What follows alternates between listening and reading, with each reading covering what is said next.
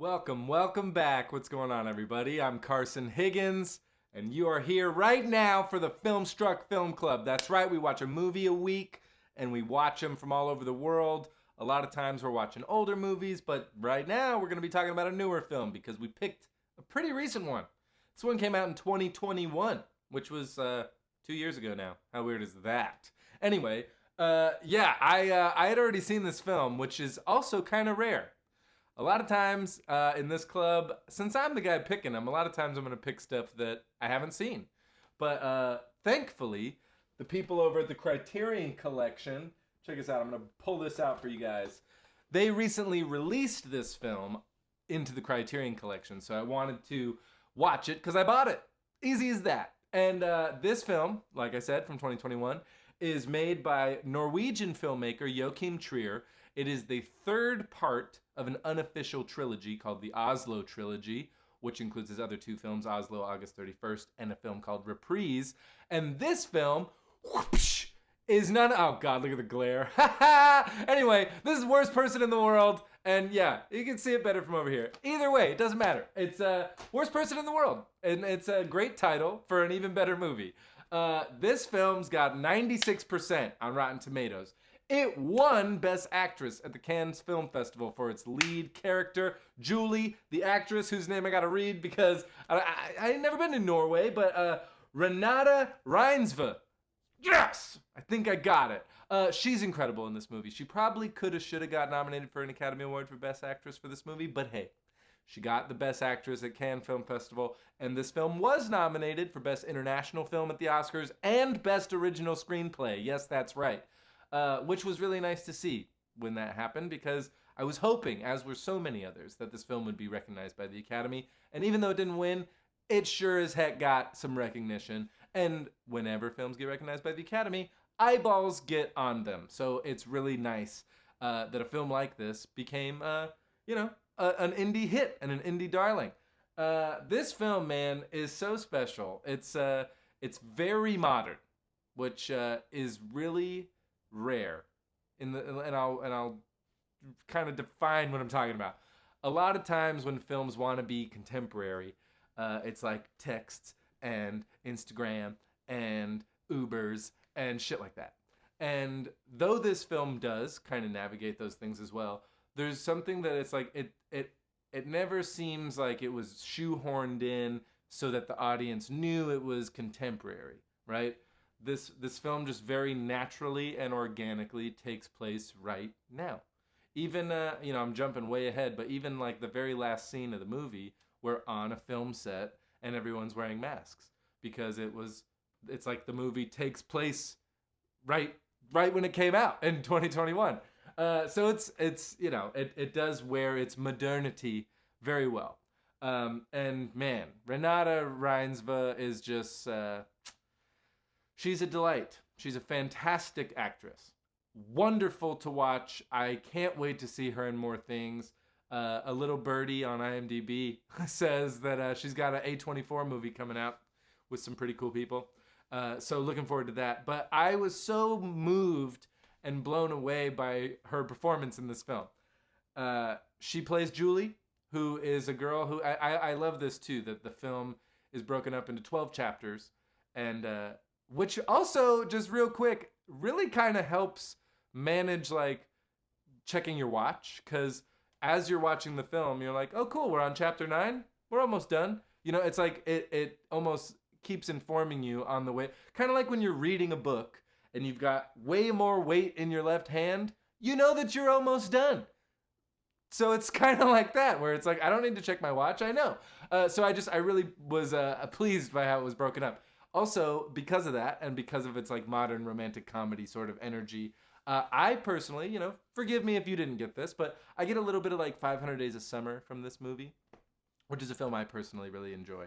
But I also get like some John Hughes coming of age, figuring out who we are in the world, energy as well. And then it even reminded me a little bit of like some of the stuff I've seen Jonathan Demme make, like Rachel Getting Married.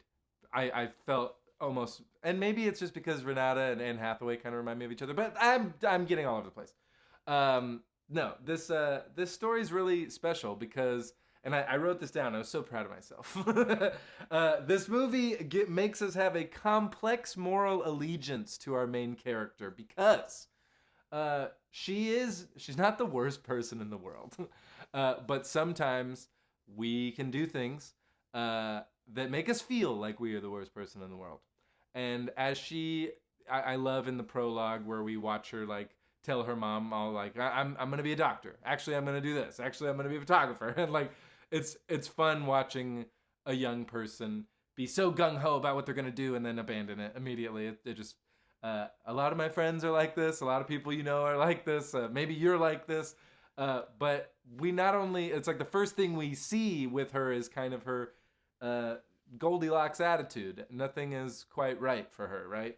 And then we kind of shift into how that plays a part in her romantic life and in her love life, and as she's turning 30 and just kind of being a person in the world and trying not to break too many hearts along the way. We do mainly watch her kind of navigate two male romantic relationships.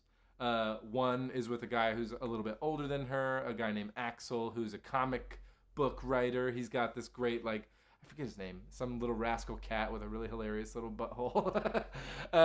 But no, Axel's like, he's, a little bit older than her, and he mentions it a lot. He's a little bit more ready for kids, but they have a really kind of beautiful and mature, for the most part, relationship. We then, of course, watch her go kind of get curious about some other guy who is a nice guy. That's the bummer of all of this. But we have a complex moral allegiance to her because she's the main character. She's our protagonist. She's who we're following.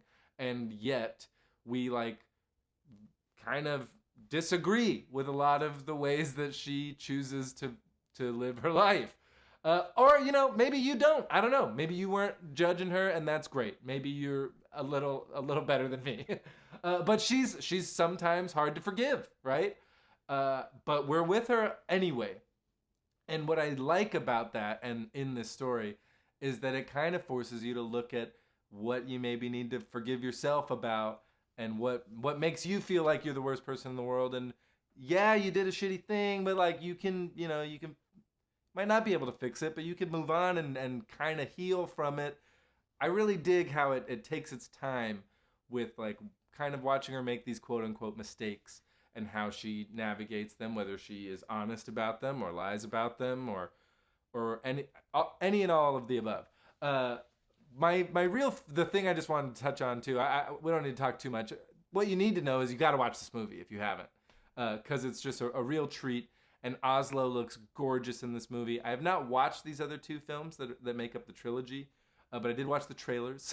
And yet again, Oslo is just really such a fun kind of main character for these Joachim Trier movies. And almost like how Woody Allen uses New York or something, he really kind of gets all the juice out of the fruit that is the city he lives in. And it's nice. I've never been to that part of the world, and it really makes you want to go. But there's magical realism elements of this film as well that they happen kind of sparingly, but when they happen, they really pack a punch. One in particular, which is the poster image, is her running through the city, and everyone's on pause. She's perfectly kind of paused her life and is gonna go see what her life would be like if she didn't have to worry about all these other things. And the way that that's presented, where she just flips a switch and everybody goes photo frozen, mid pour of coffee, and she runs and goes and sees her other dude, and they, it's kind of sweet and it's kind of nice, and it's one of those moments that kind of reminds me of 500 Days of Summer a little bit. There's also, of course, when her and some other people decide to take mushrooms. There's a really excellent sequence where she's high on mushrooms, and she winds up putting some war paint on. Am I right? I really don't want to spoil this section because it's kind of it's a weird little section of this movie, but it's great. It gets some laughs out of me, and just from a technical filmmaking standpoint, I think it's just a really great sequence in the movie. I can't wait for more Joachim Trier movies. I can't wait to see Renata Reinsve in more things.